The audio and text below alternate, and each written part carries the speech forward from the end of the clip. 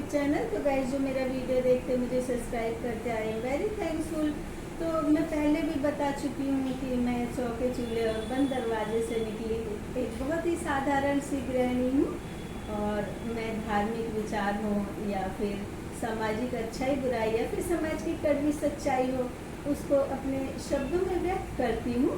तो काफ़ी समय पहले मुझे बहुत सारी धमकियाँ मिली और मेरे लिए वाहियात शब्द भी कहे गए और बहुत ज़्यादा टॉर्चर भी किया गया।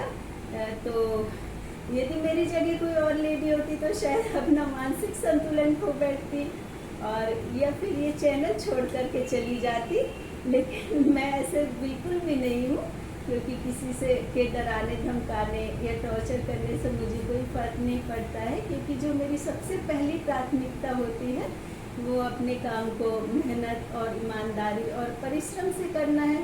क्योंकि पता है कि जब भी हम कुछ काम कर रहे होते हैं तो विरोध करने वाले, चाहे उनकी इंटेंशन गलत ना हो, वो किस सोच से करते हैं हमको नहीं पता है, लेकिन हमको लगता है कि वो हमारा विरोध कर रहे हैं, तो हमको इस बात को लेकर के बिल्कुल भी परेशान नहीं होना चाहिए। तो अभी कुछ दिन पहले मैं शाम को तो न्यूज़ 18 इंडिया का लाइव डिबेट शो देख रही थी। इसको भैया जी कहीं के नाम से प्रतीक त्रिवेदी जी इस शो को चलाते हैं। तो उस समय मैंने देखा कि प्रतीक त्रिवेदी जी एक लड़के के पास माइक लेकर के गए और उससे पूछा कि तुम क्या करते हो। तो वो लड़का बहुत ही घबराया हुआ था। तो उसने कहा कि मैं ना 96 लाख रुपए का कर्जदार हूँ, और उसने अपना नाम हिमांशु शर्मा बताया। तो उस समय जितने भी वहाँ पर दर्शक बैठे हुए थे और पत्रकार भी, सभी सकते में आ गए। तो उन्होंने पूछा कि 96 लाख रुपए का कर्ज तुम्हारे ऊपर कैसे हो गया। तो उसने कहा कि मैं ना ऑनलाइन गेम खेलता था, और शुरू में तो जो ऑनलाइन गेम में बहुत इंटरेस्टेड लगता है, और उस गेम को खेलते ही उसको लगता रहा कि अब तेरे पास पैसे आएंगे, अब तो इस गेम को खेलना बंद कर देगा।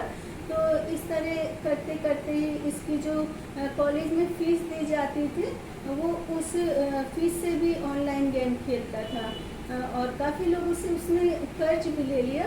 और इस तरह से कर्ज लेते लेते उसके ऊपर 96 लाख रुपए से भी ज़्यादा कर्ज हो गया। तो आप सोचिए कि यदि हमको ज़रूरत पड़े तो कोई 2000 रुपये भी नहीं देते हैं, और यदि एकदम हमको ज़रूरत पड़ती है, हम 2000, 5000 या 10,000 रुपये मांगे तो हमको 4% ब्याज पे देते, क्योंकि हमको ज़्यादा ज़रूरत है और हमको पैसे चाहिए। लेकिन आप सोचिए कि 22 साल का लड़का है, स्टूडेंट है, और उसके परिवार की कोई मंजूरी नहीं, वो ऑनलाइन गेम खेल रहा है।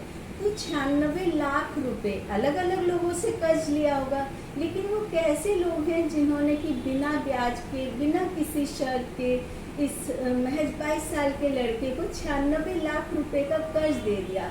तो ऐसे लोगों को भी चिन्हित करना चाहिए कि ये कौन लोग हैं, क्योंकि बच्चे या बड़ों को बिगाड़ने में इन लोगों का भी पूरा हाथ रहता है। और ये जो ऑनलाइन गेम है, ये तो ज़्यादातर विदेशी गेम है।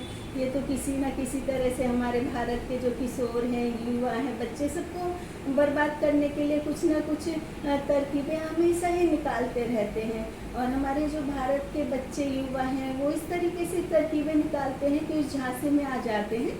और ये जितने भी ऑनलाइन गेम के प्रचार होते हैं, इनका प्रचार भी बड़े बड़े सेलिब्रिटी करते हैं, और बड़े बड़े जो सेलिब्रिटी इसका प्रचार करते हैं वो इतना भ्रामक तरीके से प्रचार करते हैं कि बड़े से बड़े लोग जो आर्थिक तंगी से जूझ रहे होते हैं ना, उनको भी लगता है कि शायद तुम ये वाला ऑनलाइन गेम खेलोगे तो इससे ना तुम्हारी गरीबी दूर हो जाएगी। और मैंने इंस्टाग्राम पर कई छोटे छोटे बच्चों को भी ये जो ऑनलाइन गेम होते हैं, पाकिस्तान की सीमा हैदर भी पबजी गेम का हमारे भारत के लिए एक रिटर्न गिफ्ट है। और ये ऑनलाइन गेम बहुत ही ज़्यादा घातक खतरनाक है हमारे देश के भविष्य के लिए और हमारे देश के भविष्य बच्चों के लिए। तो सरकार को ये जो ऑनलाइन गेम होते हैं, जो लोग इसके ऑनर होते हैं, उनके खिलाफ भी कड़ी कानूनी कार्रवाई करनी चाहिए, और ये ऑनलाइन गेम को एकदम प्रतिबंधित कर देना चाहिए। जो खेलते हैं या खिलाते हैं तो उनके लिए सज़ा का प्रावधान रखना चाहिए, क्योंकि यदि सख्त कानून बनेगा तो इससे कोई बच्चे या बड़े भी इस गेम को नहीं खेलेंगे, और जो इस गेम को खिलाने वाले ऑनर होते हैं वो भी इस गेम को नहीं खिलाएंगे। तो ज़रा आप सोचिए कि इस बच्चे ने 96 लाख रुपए का कर्ज लिया। इसके घर वाले बहुत ज़्यादा परेशान हो गए। इसके गेम खेलते खेलते में इसके जो पिता थे उनको भी इतना सदमा लगा कि वो बीमार हो गए। बीमारी के कारण उनकी भी डेथ हो गई और आखिरी समय में ये अपने पिता का मुंह भी नहीं देख पाया। जबकि ऑनलाइन गेम के अलावा ये किसी भी बैड हैबिट का शिकार नहीं, ना ये नशा करता है, ना कुछ ड्रिंक वगैरह कुछ भी नहीं करता है। और ये सिर्फ ऑनलाइन गेम की वजह से 96 लाख रुपए का कर्जदार हो गया और इसकी माता, इसके भाई सभी ने इससे संबंध तोड़ दिया। और अभी ये बहुत ज़्यादा दुखी रहता है, परेशान रहता है, क्योंकि हमारे जो भी बच्चे हैं या हमें सभी को परिवार की बहुत ज़्यादा ज़रूरत होती है। परिवार एक समाज की, एक व्यक्ति की, सदस्यों की धुरी होता है, उसके बिना जो किसी का कोई वजूद नहीं होता। तो सोचिए, अपने घर परिवार से अलग हो गया, 96 लाख रुपए का कर्जदार हो गया, तो इस लड़के की क्या हालत होगी इस समय। तो मैं इस लड़के के हिमांशु मिश्रा की माताजी और इसके भाई से यूट्यूब चैनल के माध्यम से रिक्वेस्ट करना चाहती हूँ कि ये अपने बेटे को स्वीकार कर लें और इसको अपने पास बुला लें। इसने बहुत बड़ी गलती की है। 96 लाख रुपए का कर्ज कोई कम नहीं होता है। एक मीडियम फैमिली भी नहीं सोचती है, सारी उम्र निकल जाती है इतना पैसा कमाने में। लेकिन फिर भी ये आपका बेटा है, आपके परिवार का सदस्य है, आप इसको माफ़ कर दें, क्योंकि इस समय ये डिप्रेशन की बाउंड्री लाइन में है या फिर डिप्रेशन में जा चुका है। इस समय इसकी बहुत ज़्यादा हालत ख़राब है। और मुझे पता है कि परिवार के जो भाई हैं, माँ है, पिता है, बच्चों से उनका मुँह नहीं छूटता। लेकिन जब सच्चाई इतनी कड़वी हो और ये लगता हो कि हमारा बच्चा हमसे चीटिंग करता रहा, हमको कुछ नहीं बताया, तो गुस्सा बहुत ज़्यादा आता है और गुस्से में उससे संबंध भी तोड़ लेते हैं, उल्टा सीधा भी कह लेते हैं। लेकिन आप एक बात सोचिए कि ये बच्चे ने कहीं कुछ ऐसा कर लिया और आपसे अलग हो गया ये, और कभी भी ये आपको देखने को ना मिले, दुनिया से चला जाए, तो सोचिए आप क्या करेंगे। फिर आप सोचेंगे नहीं, हमको अपने बच्चे को माफ़ कर लेना चाहिए था, अपने पास बुला लेना चाहिए था। हम 96 लाख रुपए का कर्ज तो हम सारी ज़िंदगी चुकाते रहते। लेकिन एक बार जो हमारे बच्चे हमारे हाथ से चले जाएं, जिन्हें कि हम 9 महीने पेट में रखते, फिर पालते पोसते हैं, बड़ा करते हैं, और भले ही वो बच्चे कितने गुस्से वाले हों, लेकिन जो हम माँ हैं, हम माँ इतनी बेरहम बिल्कुल भी नहीं हो सकते। तो मैं चाहती हूँ कि हिमांशु मिश्रा को इसके परिवार वाले फिर से एक्सेप्ट कर लें, बुला लें इसको, क्योंकि ये बच्चा वैसे तो इसमें कोई भी बैड हैबिट नहीं है। और ऐसा भी हो सकता है कि आप इसको बुला लें तो इसने 96 लाख रुपए का कर्ज लिया है और ये आगे आने वाले वक्त में इससे बहुत ज़्यादा गुना करके आपको चुकाए इन पैसों को। तो गाइस, आज मेरा जो टॉपिक है यही है, क्योंकि हमारा समाज है दिन पर दिन नशे के गर्त में डूबता जा रहा है। चाहे वो नशे की आदत हो या फिर नशे का व्यापार हो। चाहे आप पार्क में देखो तो बहुत छोटे छोटे से बच्चे बैठ कर के भांग, अफीम, चरस, गांजा या फिर शराब का नशा करते हैं। और शाम होते ही गाड़ियों को भी मदिराले बना लिया जाता है। 20-20, 50-50 लाख की गाड़ी में लोग ड्रिंक करते हैं और नशा भी करते रहते हैं। तो लोगों को ये लगता है कि जो नशा करते हैं तो ये स्टेटस सिंबल है। जो बड़े बड़े बिजनेसमैन, उद्योगपति होते हैं, उनको लगता है कि जो हमारा बिजनेस है, इस नशे के बगैर हमारा बिजनेस नहीं चल पाएगा और हमको लोगों के पास जाना रहेगा। और हम जो लोगों के साथ मीटिंग करते हैं, डील करते हैं, तो उसके लिए ड्रिंक भी करना पड़ेगा और या फिर नशे का हमको ऑफ़र दिया जाता है तो हमको नशा भी करना पड़ेगा।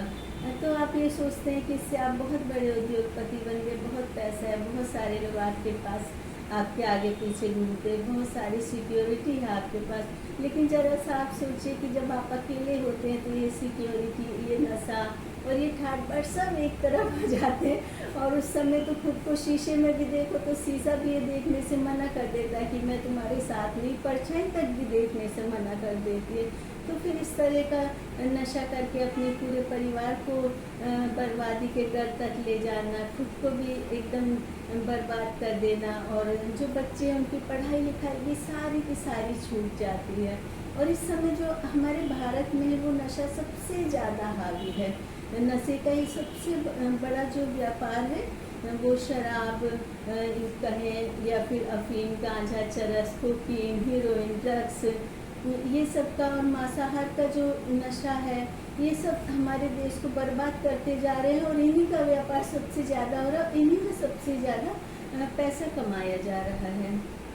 और इस तरह अपनी ज़िंदगी को धुआं करके हमारा जो एक सभ्य समाज है, उस सभ्य समाज का एक दिन नामो निशान ही मिट जाएगा। क्योंकि जिस तरह से हमारा भारत पाश्चात्य संस्कृति में घुलता जा रहा है, तो जो सभी लोग हैं उनको तो बस एक जोकर या फिर एक अजीब से इंसान की तरह देखा जाता है। ये नशा ऐसी बीमारी होता है कि इसकी गिरफ्त में ना इंसान कब कहाँ कैसे आ जाए कुछ नहीं पता चलता। और एक बार जो नशे की लत लग जाती है, तो आप नशे को नहीं खा पी रहे हैं, ये नशा आपको खा जाता है, कहीं कभी नहीं छोड़ता है ये नशा। और जो लोग भी नशा करते हैं तो उनके परिवार वाले उनसे नफरत करने लगते हैं, उसको अकेला छोड़ देते हैं या फिर उसको त्याग भी देते हैं। तो ये जो नशा करने वाले व्यक्ति होते हैं, इनको भावनात्मक सपोर्ट की ज़रूरत होती है, इनको संवेदना की ज़रूरत होती है, अपनेपन की ज़रूरत होती है, और सबसे ज़्यादा जो इनको ज़रूरत होती है वो अध्यात्म की ज़रूरत होती है। क्योंकि नशा जो व्यक्ति लोग करते हैं वो ज़्यादातर नास्तिक होते हैं, और ज़्यादातर लोग मंगलवार और शनिवार को नशा करते हैं। तो उस दिन तो बिल्कुल भी नहीं ड्रिंक वगैरह करना चाहिए, क्योंकि उस दिन या ड्रिंक या नशा करने से आपके जो राहु और मंगल ग्रह वाले इतने खराब हो जाते हैं कि आपकी कितनी पीढ़ियों के जो परिवार हैं उन तक के ग्रह एकदम खराब हो जाते हैं, वो बिल्कुल नहीं सही हो सकते। और ये जो स्थिति होती है कि जो आप मंगलवार और शनिवार को ड्रिंक करके, बहुत ज़्यादा दुखदायी स्थिति होती है, बहुत ज़्यादा कष्ट इतने सहने पड़ते हैं उस वक्त कि हम नहीं सोच सकते कि हमको लाइफ में कितने ज़्यादा कष्ट सहने पड़ेंगे। तो जो लोग थोड़ा बहुत ड्रिंक करते हैं तो मैं उनसे यही गुजारिश करूँगी कि मंगलवार और शनिवार को तो भगवान की पूजा पाठ करें, आराधना करें, और धीरे धीरे आप इसी तरह से अध्यात्म की तरफ जुड़ेंगे तो आपका ये नशा बिल्कुल छूट जाएगा। क्योंकि हम इंसान हैं, इंसानों में इतना संयम, इतना नियंत्रण होना चाहिए कि चाहे कोई नशा हो, कोई भी बुरी आदत हो, हम पर किसी भी तरह से हावी नहीं होना चाहिए। क्योंकि ये जो मानव जीवन होता है ना, हमने बहुत कई सारे जन्मों में हमने पुण्य कर्म किए होते हैं, तब हमको ये मानव जीवन मिलता है। तो हमको इस मानव जीवन को यूँ ही बेकार नहीं जाने देना चाहिए। और कई सारे ऐसे सेलिब्रिटीज़ होते हैं, उद्योगपति होते हैं, नेताओं के बेटे होते हैं, बहुत रईस लोग होते हैं जो कि नशे की गर्त में जा चुके होते हैं और एकदम बर्बादी के कगार पर होते हैं। और उनके अंदर थोड़ा सा अध्यात्म का अंश होता है, थोड़ा सा उनके परिवार के संस्कार होते हैं, तो वो इस नशे को एकदम छोड़ देते हैं और इस नशे को छोड़ करके एकदम दूसरी लाइफ शुरू कर देते हैं। लेकिन यदि चाहे कि इस नशे के लिए लोग दवा लेते हैं, इलाज कराते हैं, तो ये नशे का जो कोई इलाज नहीं है, कोई दवा नहीं है, ये आपका संयम है, आपका पावर है, इसी से ये नशा छूट सकता है, बाकी किसी चीज़ से नहीं छूट सकता है। और ये नशा छोड़ने के लिए जो सबसे बड़ा पावर है वो अध्यात्म है, वो ईश्वर की पूजा है, ईश्वर की आस्था है, और आपका नशा जो है उसी से ही छूट सकता है। और इस बात को कोई भी यदि ना सुनना तो ना सुने, लेकिन मेरी बातों को, किसी भी बात को मजाक में तो बिल्कुल भी ना लें। क्योंकि एक बहुत बड़ा सेलिब्रिटी है, तो वो जब बहुत छोटा बच्चा था तो उसके रिलीजन को लेकर उसके स्कूल में कुछ मजाक उड़ाया गया उसका, तो वो एकदम नास्तिक हो गया। जबकि उसके जो पेरेंट्स हैं बहुत ज़्यादा आध्यात्मिक प्रवृत्ति के हैं और बहुत ज़्यादा पूजा पाठ करते हैं, और वो नास्तिक बन गया। और नास्तिक की वजह से उसको अच्छी बुरी का कुछ नहीं पता चला, वो बहुत बड़ा सेलिब्रिटी हो गया, विदेशों में भी उसके प्रोग्राम होते थे और एकदम टॉप पर चला गया। बहुत छोटी उम्र में बहुत पैसे, शोहरत, सब कुछ कमाने लगा। लेकिन वो नशे का आदी हो गया, क्योंकि उसे अच्छे बुरे की समझ बिल्कुल ही नहीं थी। और एक रोज़ ऐसा हुआ कि उसका जितना भी कारोबार है, विदेशों में भी बहुत अच्छे उसके जो प्रोग्राम चलते थे वो सब ख़त्म हो गए। वो बहुत ज़्यादा बीमार हो गया नशे की वजह से, एकदम बिस्तर पर चला गया, हॉस्पिटल में एडमिट हो गया। उसका ये भी नहीं पता था कि वो बचेगा कि नहीं बचेगा, क्योंकि उसके माँ बाप आध्यात्मिक थे, तो उसमें अंश था अपने माँ बाप के अध्यात्म का, थोड़े से संस्कार थे।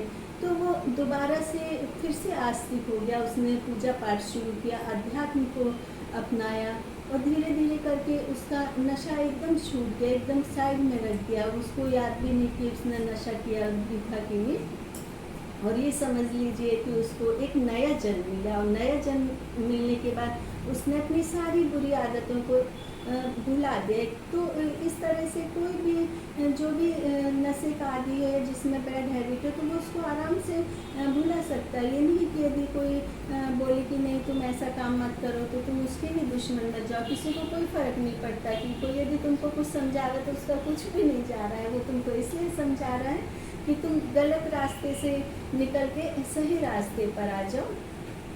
जो भी लोग नशा करते हैं वो नशे की गिरफ्त में इस कदर आ जाते हैं कि नशा उनको अपनी कठपुतली बना देता है, और वो लोग उस नशे के इशारे पर ही नाचने लगते हैं। और जब उनको वो नशा नहीं मिलता है तो वो किसी भी हद तक गुजर जाते हैं, उनके हाथ पैर कांपने लगते हैं, और ऐसा लगता है जैसे उनके दिमाग की नस फट जाएगी, उनको नहीं समझ आता क्या करना है।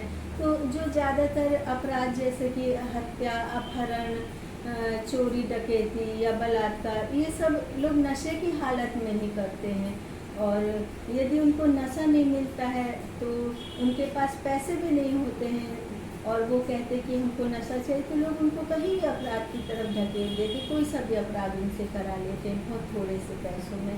तो ये नशा करना कोई बहुत ज़्यादा ऐसा नहीं है कि तुम अपने शौक़ के लिए करते हो, या फिर अपने दोस्तों में बैठने के लिए, अपने दोस्तों में रौब जमाने के लिए। ये नशा बहुत ही ज़्यादा खतरनाक चीज़ है, इंसान को कहाँ से कहाँ पहुँचा देता है। और एक नोएडा की फैमिली थी, 5-7 साल पहले की बात है। तो एक इंजीनियर लड़का था, तो उसने अपनी नौकरी छोड़ दी, क्योंकि उसको बहुत ज़्यादा जगह नौकरी ढूंढनी पड़ी, सैलरी भी सही से नहीं मिल रही थी। वो शादीशुदा था, और जब उसने नौकरी छोड़ दी तो बहुत ज़्यादा टेंशन में रह कर के ड्रिंक करने लगा, नशा करने लगा, अफीम, गांजा, चरस, जो भी नशा मिलता था, छोटा नशा भी मिलता था वो भी कर लेता था। तो उसकी वाइफ है वो भी जॉब करती थी, दोनों इंजीनियर थे। तो वाइफ घर का खर्च चलाती थी। अब उसको लगा कि मैं कितना नशा करता हूँ, मेरे बच्चों पर भी गलत असर पड़ेगा। तो नशा छुड़ाने के लिए जो पास में एक केमिस्ट था, उसने कहा मुझे ऐसी दवाई दे दो कि मेरा नशा छूट जाए। तो केमिस्ट ने उसको दवाई देना शुरू कर दी। तो वो दवाई बहुत ज़्यादा महंगी थी, लेकिन नशा छूटने की बजाय वो उसको नशे की ही दवा देता रहता था। तो उसका माइंड इतना डिस्टर्ब हो गया कि उसने अपने पूरे परिवार की हत्या कर दी, और उसके साथ ही बहुत दूर जा कर के खुद भी उसने सुसाइड कर ली। तो आरुषि हत्याकांड भी इसी नशे का बहुत बड़ा उदाहरण है, क्योंकि आरुषि के घर पर जो नौकर रखा था हेमंत, वो बहुत भयंकर तरीके वाले नशे का आदी था और भागा हुआ अपराधी था। और उसके बारे में उन्होंने, उसकी फैमिली ने बिल्कुल भी जांच पड़ताल नहीं की कि हम अपने घर में नौकर रख रहे हैं। दोनों पेरेंट्स डॉक्टर थे, तो यदि नौकर एजेड भी था, पहाड़ी भी था, तो कम से कम उसका बैकग्राउंड देखना चाहिए था कि वो नौकर किस तरह का था। तो ये आरुषि हत्याकांड भी इसी नशे का बहुत बड़ा एक उदाहरण है। और उसके अलावा एक नेता थे, उन्होंने भी ऐसे ही बहुत शराब के नशे में आकर के सारा होश हवास खोकर, अपना विवेक खोकर के, मालूम नहीं उनकी वो पत्नी थी या वो लिविंग रिलेशनशिप में रहते थे, तो अपनी वाइफ के उन्होंने छोटे छोटे टुकड़े काट करके तंदूर में डालते चले गए। जब नशा उतरा तो आजीवन कारावास जेल में बिताया, और उनकी मदर की भी डेथ हो गई। और वहाँ पर बहुत सारे उन्होंने भागवत गीता, रामायण, महाभारत, काफ़ी सारे धार्मिक ग्रंथ पढ़े, और मैं सोचा कि काश मैं ये सब पहले ही पढ़ लेता होता तो बोल रहे वो कि फिर मुझे बिल्कुल भी ना तो ये नशा होता ना मेरे हाथ से हत्या होती। और जब वो जेल से निकले तो उनके साथ में कितना बड़ा मेडल आया कि वो एक हत्यारा है, जिसने कि एक बहुत ही क्रूर तरह से हत्या कर दी है। तो ये नशा ये नहीं है कि सिर्फ एक इंसान को ही बिगाड़ता है, एक पूरे परिवार को, एक पूरे समाज को मालूम नहीं कहाँ से कहाँ तक ले जाता है।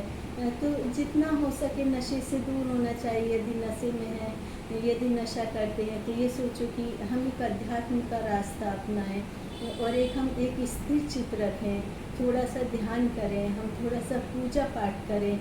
तो इससे आपकी जो नशे की आदत है वो भी छूट जाएगी, आप में संयम भी आएगा। और जो आप ये सोचते हैं कि नहीं वो तो गलत है, मैं सही हूँ, तो ये सब सोच हट करके आपके जो मन में ये रहेगा कि हाँ मुझे क्या करना है, मैं क्या गलत कर रहा हूँ, मैं क्या सही कर रहा हूँ। सुनो जी, आज मेरा भी इंस्टाग्राम आईडी बना दो।